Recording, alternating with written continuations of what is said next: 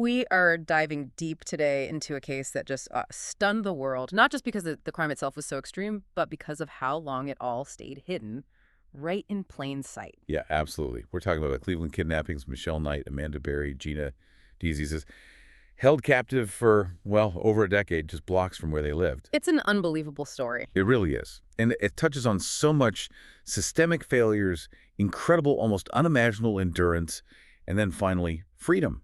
So our mission for this deep dive really is to get past that initial shock, the headlines from May 2013 when they were found. Exactly. We want to trace the timeline meticulously. The kidnappings happened between 2002 and 2004. We need to unpack the profile of the captor, Ariel Castro. It's complex, disturbing. And importantly, look at the survivors, how they've navigated life afterwards, turning trauma into something else. Right. Advocacy resilience is quite extraordinary. Okay, so the basic facts, just to ground everyone. 3 young women held captive from 2002 right up until 2013, over 10 years. And the location was 2207 Seymour Avenue in Cleveland's Tremont neighborhood. To even begin to understand how something like this could go on for so long, we probably need to start with the man responsible, right? Ariel Castro. Definitely. He wasn't some outsider. He lived there, part of the community, though, deeply troubled, as the records show. What do we know about his background? Well, the sources we looked at paint a really grim picture.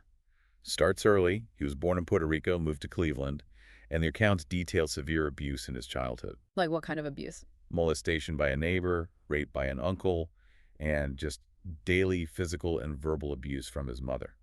Reports mention her hitting him with belts, sticks, starting when he was maybe 5 years old. That kind of childhood trauma. It often repeats, doesn't it? Depressingly often, yes. And the violence definitely escalated in his adult life, particularly in his relationships. When he moved into that Seymour Avenue house back in '92. With his girlfriend at the time, Grimilda Figueroa. Right. Her sister said that's when all hell started breaking loose. The abuse was immediate and severe. I read about that. Broken bones. A blood clot on the brain.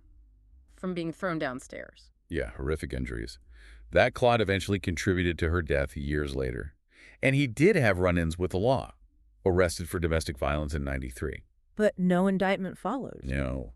Figueroa did get a restraining order against him later in 2005, but even that was dismissed eventually. So a pattern of violence at home, and at the same time, his professional life was kind of crumbling too. Completely falling apart, yeah. He drove a school bus for the Cleveland Metropolitan School District, but he got fired in November 2012, just months before the women escaped. Why was he fired?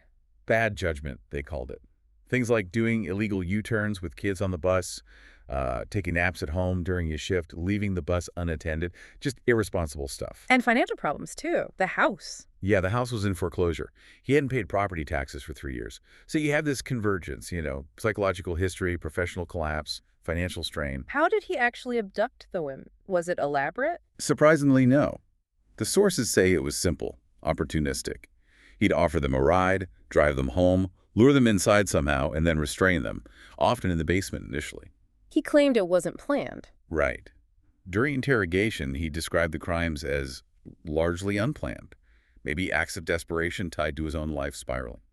So how did 3 separate young women get taken over 2 years using this simple method without anyone connecting the dots sooner? It feels like they just slipped through the cracks. That's exactly it. Okay. Critical cracks in the system. Michelle Knight was first, August 2002.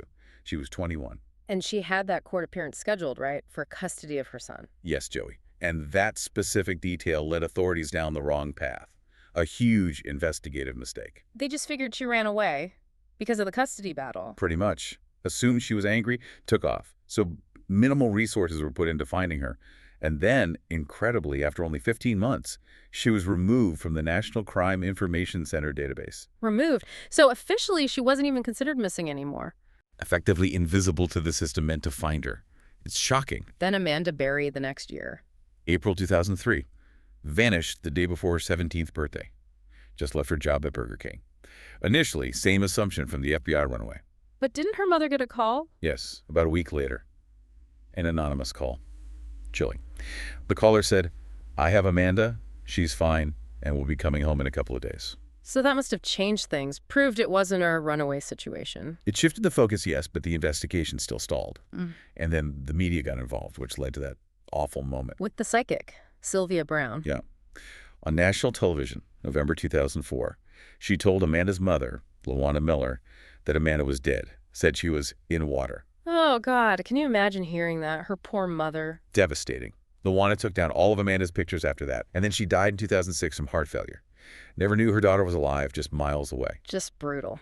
And the third victim, Gina DeJesus. She disappeared in April 2004, only 14. And this is where the proximity is just staggering. Gina was friends with Castro's own daughter, Arlene. So she knew him, trusted him because he was her friend's dad. Exactly. That connection was crucial.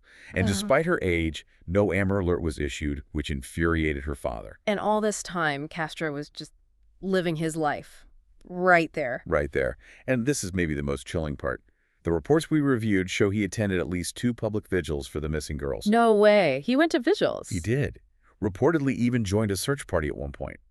And get this, his own son, who was studying journalism, actually interviewed Gina DeJesus' mother for an article about the disappearances. He interviewed the mother of a girl his own father kidnapped. That's deeply disturbing. It really is. What was going on in his head? Yeah. Was it sadistic enjoyment? Was it about control, proving he could fool everyone? It's hard to fathom. He controlled the narrative inside the house and, to some extent, outside, too. And while he was playing this part in the community, the reality inside that house, let's talk about that. The conditions they endured, the details are just horrifying. They are. Sources describe extreme isolation, filth. They were kept locked in separate bedrooms, forced to use plastic toilets that weren't emptied often. Only one meal a day. One meal a day, allowed to shower maybe twice a week, and he boarded up the windows with solid wood, no sunlight, total separation from the world. They kept diaries, didn't they? What did those reveal? They documented the horror. Forced sexual acts, being chained to walls, constantly living in fear of the next assault, feeling like prisoners of war, or animals, as they put it. And Michelle Knight suffered particular cruelty based on the reports. Yes, specific awful torture. Police records confirm she got pregnant by Castro at least 5 times. Each time, he forced a miscarriage through brutal beatings. How? Hitting her with dumbbells, punching her stomach, starving her. The physical toll was immense. She needed facial reconstruction surgery later, lost hearing in one ear. Just cumulative, terrible violence. It's almost impossible to comprehend that level of sustained cruelty. And then there was the birth of Amanda Berry's daughter. Right. Christmas Day, 2006.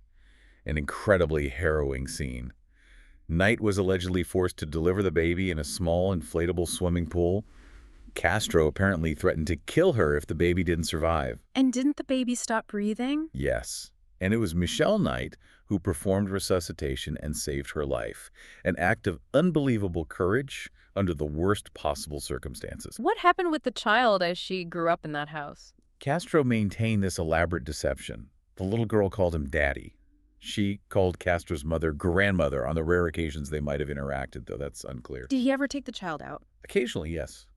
He told his adult daughter, Emily, I think, a complete lie that the child belonged to a girlfriend from a previous relationship. The level of manipulation is just staggering. Did Castro ever show any remorse or understanding of what he'd done? Well, after the rescue, during interrogation, the records show moments where he called himself cold-blooded, a sex addict. Admitted he figured he'd get caught eventually, but that seemed to vanish later. In court, you mean? Yeah. In court, he gave this long statement. Completely shifted, claimed he was a good person, insisted that most of the sex was consensual. Consensual, after kidnapping and chaining them up. Right. Then he blamed them, said they shouldn't have gotten in his car in the first place. It just shows this deep, manipulative, narcissistic pathology, no real accountability, just blame shifting. Which makes their eventual escape even more remarkable. That took incredible calculation and nerve. May 6th, 2013. That day, Castro left the house. And crucially, he forgot or failed to lock the main inside door, the big one. The exterior storm door was still locked, bolted shut, but there was finally a potential opening. But Amanda didn't just bolt for it immediately. And this shows the psychological control he had. Apparently, he'd tested them before, left doors unlocked, then beat them savagely if they tried to escape. So she hesitated. It was a calculated risk. What changed? She saw neighbors outside through the screen door, started screaming for help. And the neighbors responded. Yes. One neighbor, Angel Cordero, came over, but apparently left because of language barriers. But another neighbor, Charles Ramsey, heard her screams. He came running. Ramsey helped her break out. He did. helped Amanda kick out the bottom panel of that locked storm door. She and her little girl, who was 6 by then, crawled through that hole to freedom. And then that 911 call, everyone remembers hearing that. Absolutely unforgettable. "Help me, I'm Amanda Berry. I've been kidnapped and I've been missing for 10 years. And I'm here. I'm free now." Just raw, unbelievable relief and desperation. Police arrived quickly after that. Yes, they entered the house and found Gina DeJesus and Michelle Knight still inside. Rescued them too. What happened to Castro legally? It seemed to move pretty fast. It did. He pleaded guilty, avoided a trial and the death penalty through a plea bargain, ended up pleading guilty to 937 counts. 937. What did that cover? Kidnapping, rape, and aggravated murder, specifically for causing Michelle Knight's miscarriages. The sentence was life in prison plus 1,000 years. No chance of parole. And the house, part of the deal was destroying it, right? Yes. Forfeiture and demolition. In August 2013, they tore it down. And Michelle Knight was there. She watched it come down. She did. She stood outside handing out yellow balloons, said they represented missing children, turning that sight of horror into something symbolic, about memory and hope. It was powerful. So after freedom, the focus shifted to healing. How did the women cope? How did they rebuild? Well, the community support was huge. That Cleveland Courage Fund raised over $1 million, which must have helped immensely with the practical side of things, setting up new lives. And Michelle Knight changed her name. Yes, legally changed her name to Lily Rose Lee. Hmm. And because the abuse made it unlikely she could conceive naturally, she pursued adoption, fulfilling that dream of being a mother again. What about Amanda Berry and Gina DeJesus? They both received honorary high school diplomas, which was important closure for them. Gina got involved with the Amber Alert Committee, volunteering her time. And Amanda hosts TV segments now? Yeah, for a local news station in Cleveland. She does segments focused on missing persons cases, using her own experience to try and help others. It's incredibly brave. They really turned their survival into advocacy. What about Castro? He didn't last long in prison. No, just 1 month into his sentence. September 3rd, 2013. He was found dead in his cell. Suicide by hanging using a bed sheet. Wasn't there some question about that? Something about autoerotic asphyxiation? There was a brief controversy, yeah. A prison report floated that theory, maybe accidental, but a deeper review confirmed suicide. They cited things found in his cell, his journal expressing frustration, the fact he was being harassed by other inmates, and this sort of shrine he'd made with family photos and a Bible. And the darkness around his family didn't end with him, sadly. No, it's deeply disturbing.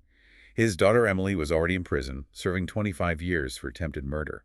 She'd slashed her own baby daughter's throat back in 2007. Oh my God. And then, in 2014, his nephew was charged with multiple counts related to child pornography. It's just a devastating legacy. His other siblings, his son, they publicly disowned him. Understandable. When you look back at this whole case from start to finish, what's the main takeaway? For me, it's this journey from silent, prolonged suffering through that sudden explosive moment of freedom to this ongoing difficult process of healing. The strength of these women is just immense. They've turned unimaginable pain into real purpose. Yeah, their strength is undeniable. But reflecting on how it all happened, the missed signals, Castro's proximity, neighbors hearing things maybe, it really highlights how tragedy can hide right in front of us. Absolutely. Police visited that house once, apparently for something totally unrelated. The horror persisted for a decade behind that door. So it leaves you wondering, doesn't it? It does. And maybe that's the final thought for you listening right now. What are those subtle signs, the persistent clues of profound trauma, of sustained abuse, that maybe we as a community or just as neighbors miss? Or maybe we see them, but we don't categorize them correctly. How does something like this remain invisible for so long? That invisibility, yeah, that's perhaps the most chilling part of it all. A really vital question to consider. Indeed. Well, thank you for joining us on this deep dive. It's a heavy topic, but understanding the details, the failures, and ultimately the resilience is so important. We hope this has offered some insight into the immense strength it takes to overcome such darkness.